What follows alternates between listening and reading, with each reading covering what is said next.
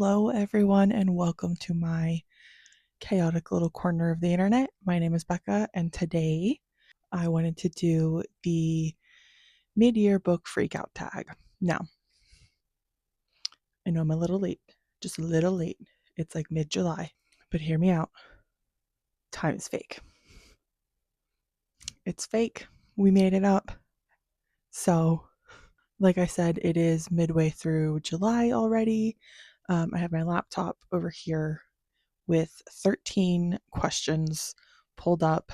I have my stack of books next to me, ready to go. So hopefully we can just bang right through this and then I can go order my Panera after this. Question number 1 is, what is the best book you've read so far this year? And that is A Song of Wreaths and Ruin by Roseanne A. Brown. I ate this book up. I'm so sad it's only a duology because I want more of this world. I still have the second one to read. I'm taking my time picking that one up because I ate this world up. I read this as part of a challenge I had for myself. I track all of my shelves in a spreadsheet, and the shelf this was on at the time was a shelf that needed like one more book to get to 50% read. So that's how I ended up picking this one up finally. I've had this since like 2020, I think. I do have a couple coming up for something I'm working on that I hope will also join this in that ranking. The next question is, what is the best sequel you've read so far this year?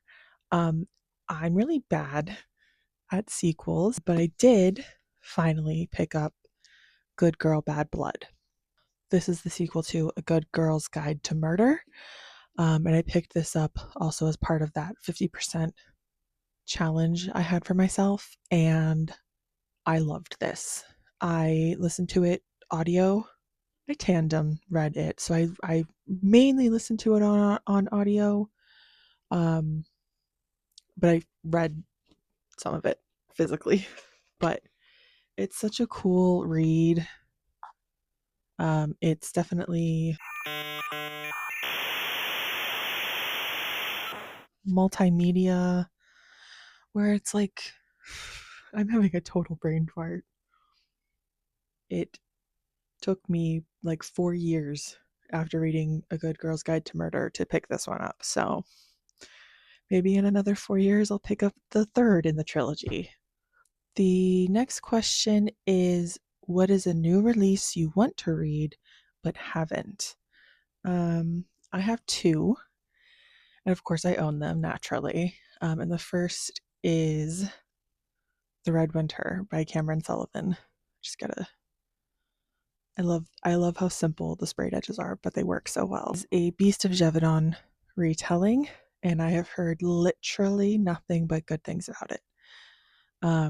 So I'm looking forward to picking this one up hopefully soon. I think fall maybe, when it's like cozy up with a book weather. Right now it's so freaking hot. And the other one I have is Japanese Gothic by Kylie Lee Baker. Take a moment for this stunning Evernight edition. If you don't know, now you know. I love Japanese culture. I'm learning Japanese very slowly.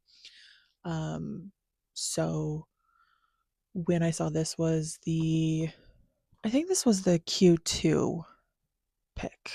Not 100% sure on that, but I'm 90% sure, I want to say. But when I saw this was the pick for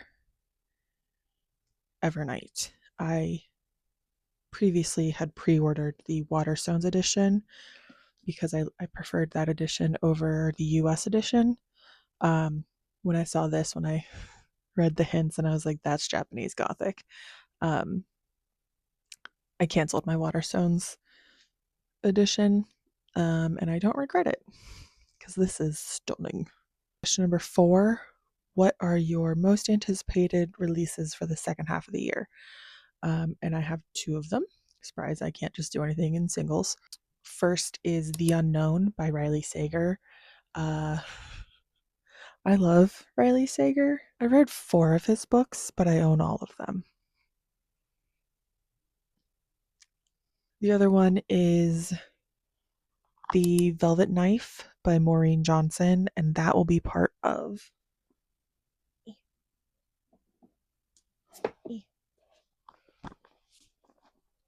I actually don't know if it's the conclusion or if it's just the next installment, but it's part of the Truly Devious world. The next question is, what is your biggest disappointment so far this year? And I sadly have to say, once again, I have 2 of them. One of them, though, is Death at Morning House by Maureen Johnson. I love Maureen. This whole section is Maureen. I love her, but this one just didn't hit for me for some reason. Then the next one is one that I just read. I have it just via audio. Crocodile on the Sandbank by Elizabeth Peters. This was like a sleuthing spinster in Victorian era, but she's in Egypt, and I didn't enjoy the Victorian era aspect of it. I didn't like how they spoke about Egyptians, like not the pharaohs long past of the current Egyptians. And it was written in 1975, set in the Victorian era. I didn't None of it worked for me, which is weird because it has such high ratings, but for me, I was just like put off almost immediately by how they talk about the Egyptian people.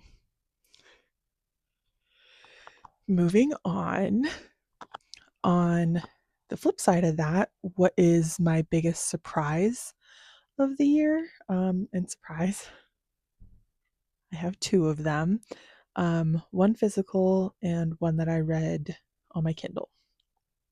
So for the physical one, Good for Her by Tyler Page. I don't think it had like the best plot or anything. Um, it was just like a good time, you know? It was just cheesy, and it is a smut book, so be aware of that. Um, I didn't realize that when I purchased it.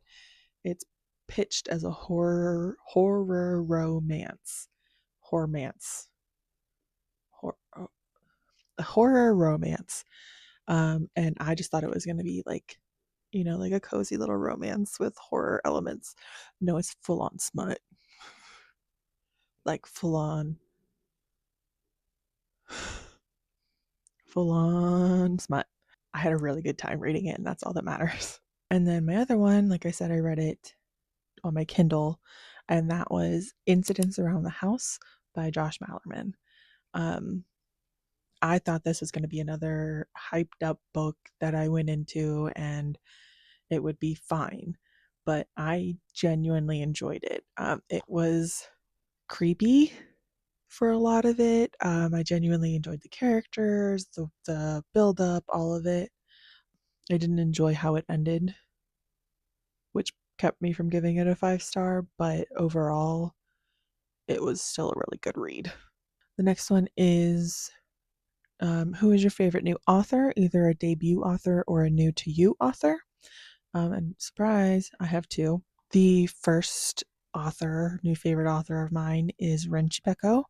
I read The Bone Witch earlier this year and I fell in love. I really enjoyed Rin's writing style, world building, Japanese elements that were added to the book.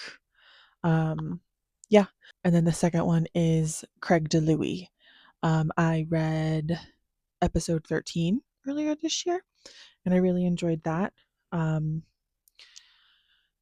I really enjoyed his ability to actually make it feel like a TV show that you were watching, um, which, for a book is not an easy feat. So yeah, I have more Craig DeLuey on my list to be read for the rest of the year.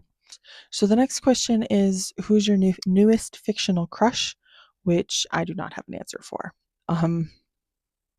None of the characters in the books that I've read this year are very crush worthy. So number 9 is, who is your newest favorite character? I would have to say my newest favorite character is Alex from the Sworn Soldier series. Good old Alex Easton. I read this year, the What Stalks the Deep. This is the third in the Sworn Soldier series, and this was the first one that really I enjoyed. I enjoyed Alex as a human being. I know that sounds horrible, but up until this one, they kind of just felt a little flat to me. But in this one, I feel like they really came alive. So looking forward to the next one, which I don't know when that is. So number 10 is another one that I don't have an answer to, and that is a book that made you cry. This year, I genuinely do not have any books that have made me cry.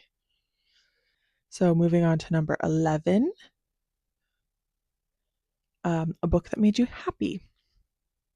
And again, I have two because I can't make things easy. So the first is one that I read back in February, and that is Dragon Cursed by Miss Elise Kova. Again, I love Miss Kova, so that alone was enough to make this book make me happy. But this was my first experience reading Miss Kova. I don't know why I call her that. Reading Elise Kova outside of the Air Awakens series. So that was new. It was exciting. It was fun. I can't wait for the sequel to this. And then my other one is a sequel, which I am only 119 pages in. But this is She Knows All the Names, and this is the sequel to His Face is the Sun. I'm currently reading this. Like I said, I'm only about 119 pages in, but it is set in a world. It's called Katara, but it is basically ancient Egypt. Yeah, this series, trilogy, I guess I've confirmed it is a trilogy, makes me dumb happy because it is set in essentially ancient Egypt. And to find a book that is so true to ancient Egypt and their beliefs and their gods, like, oh, the gods are the same, the names that they were, and their daily lives and their struggles and political and personal and all of that. It's just so nice to see ancient Egypt so accurately represented. There are, of course, a few liberties taken for fictional books' sake, but for the most part, it is so true to ancient Egypt, and I just love this series for it. Question number 12 is, what is the most beautiful book you've purchased in 2026 so far? Um, that's a hard one for me because I do buy a lot of special editions, and trade paperbacks. Trade books are now getting the special treatment with the sprayed edges and all of that stuff. So we'll go with the most expensive, and there are three. That is the Empire of the Vampire series that I did a whole video on. They are stunning. Yeah, I these books are absolutely stunning. Every time I come into my library, I see them on my shelf right here, and I'm like, oh, I'm so happy I bought them. Still need to read the rest of the series, but taking my time because they are chunks. The final question, number 13, is, what books do you need to read by the end of the year? I have a whole stack, plus ones that I don't own yet. So we'll just run through these quickly. We have The Night Circus. I read this every fall. It is 5 stars for me. It's one of my favorite of all time, and I will never, ever, ever not enjoy reading this. Then we have Clown in a Cornfield 3. Clown in a Cornfield 4 comes out in August, so I need to catch up. This series is a true slasher series. Adam is brutal. He doesn't hold back. I highly recommend it. It's really good. It's all about this clown named Friendo. So if you can't guess, there is a clown in a cornfield, and he is taking people out left and right. The third book that I need to read by the end of this year, this one I need to read by the end of July, is Demon Summer. Just take a minute.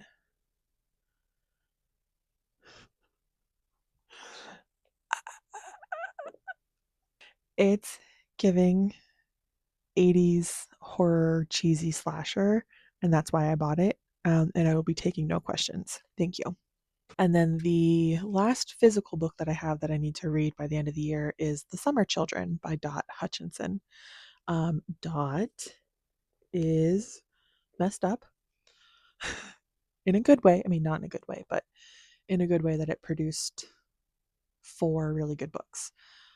So this is the third in the collector series. And if you're noticing a trend with the last 2 books, I have a summer thing I'm working on. So sure this one will just be just as brutal as the first 2. So can't wait. And then the last one, I don't have any of them. But I want to read more Craig DeLuey. He impressed me so much with episode 13 that I'm like, yes, I will read more of your books. So he is on my list to obtain books from and then read them quickly. So that is it. That's everything I have for the mid-year book Freakout tag. If you have any of these books on your TBR, or if you have read them already, let me know your thoughts. Let's chat about them in the comments and tell me what your goals are for the rest of the year. If you have any books based on these that you think I'd enjoy, please let me know. I'm always looking forward to new book suggestions. So, with that, I'm going to leave it there. I'm going to go order my dinner because I'm starving. And I will talk to you guys in the next one. Bye.